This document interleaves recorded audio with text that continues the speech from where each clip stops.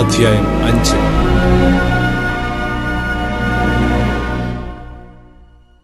അന്ന് ദെബോരയും അബീനോവാമിന്റെ മകനായ ബാരാക്കും പാട്ടുപാടിയതെന്തെന്നാൽ, നായകന്മാർ ഇസ്രയേലിനെ നയിച്ചതിനും ജനം സ്വമേധയാ സേവിച്ചതിനും യഹോവയെ വാഴ്ത്തുവീൻ.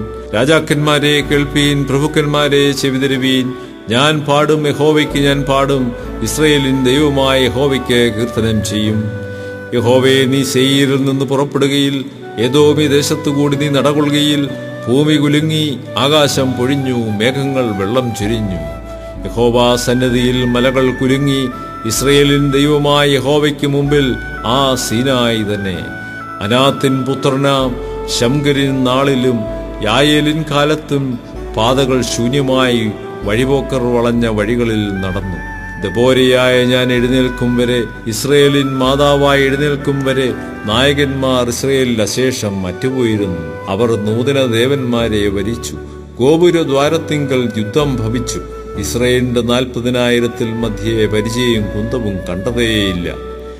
എന്റെ ഹൃദയം ഇസ്രയേൽ നായകന്മാരോട് പറ്റുന്നു. ജനത്തിലെ സ്വമേധാ സേവകരെ, യഹോവയെ വാഴ്ത്തുവീൻ.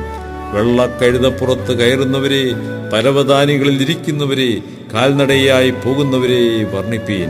വില്ലാളികളുടെ ഞാണൊലിയോടകളെ നീർപ്പാത്തിക്കിടയിൽ, അവിടെ അവർ യഹോവയുടെ നീതികളെ, ഇസ്രയേലിലെ ഭരണനീതികളെ കഥിക്കും.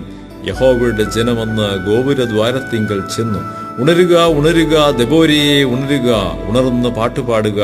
എഴുന്നേൽക്ക ബാരേക്കെ, അബീനോവാത്മജ, നിന്റെ ബദ്ധന്മാരെ പിടിച്ചുകൊണ്ടുപോക. അന്ന് ശ്രേഷ്ഠന്മാരുടെ ശിഷ്ടവും പടജനവും ഇറങ്ങി വന്നു. വീരന്മാരുടെ മധ്യേ യഹോവയും എനിക്കായി ഇറങ്ങി വന്നു. എഫ്രൈമിൽ നിന്ന് അമാലേക്കിൽ വേരുള്ളവരും, ബെന്യാമീനെ നിന്റെ പിന്നാലെ, നിന്റെ ജനസമൂഹത്തിൽ മഖീരിൽ നിന്ന് അധിപന്മാരും, സെബൂലിൽ നിന്ന് നായകദണ്ഡധാരികളും വന്നു.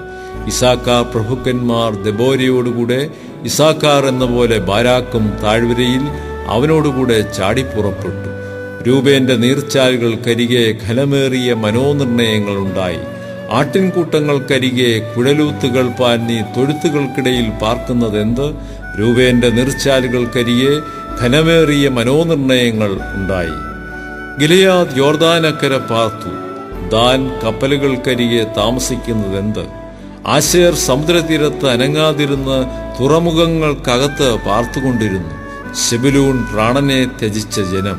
നഫ്താലി പോർക്കള മേടുകളിൽ തന്നെ. രാജാക്കന്മാർ വന്നു പൊരുതി. താനാക്കിൽ വെച്ച് മെഗീദോ വെള്ളത്തിനരികെ കനാനിയ ഭൂപന്മാർ അന്ന് പൊരുതി. വെള്ളിയങ്ങവർക്ക് കൊള്ളയായില്ല.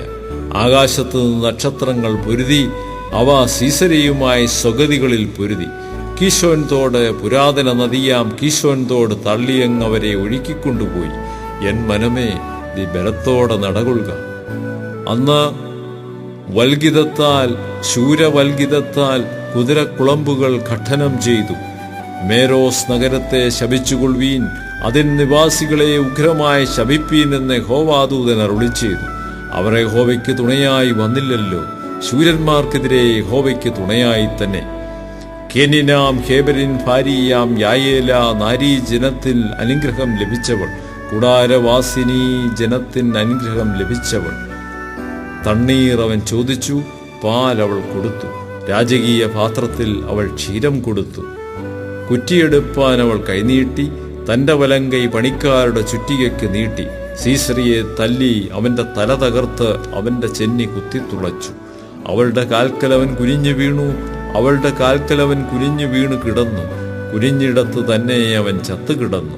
സീസരുടെ അമ്മ കിളിവാതിലിലൂടെ കുനിഞ്ഞു നിന്ന് നോക്കിക്കൊണ്ടിരുന്നു. ജാലകത്തിലൂടെ വിളിച്ചു പറഞ്ഞത്, അവന്റെ പേർ വരുവാൻ വൈകുന്നതെന്ത്? രഥചക്രങ്ങൾക്ക് താമസമെന്ത്? ജ്ഞാനമേറിയ നായികമാർ അതിനുത്തരം പറഞ്ഞു. താനും തന്നോട് മറുപടി ആവർത്തിച്ചു. കിട്ടിയ കൊള്ള അവർ പങ്കിടുകയല്ലയോ? ഓരോ പുരുഷന് 1-2 പെണ്ണുങ്ങൾ.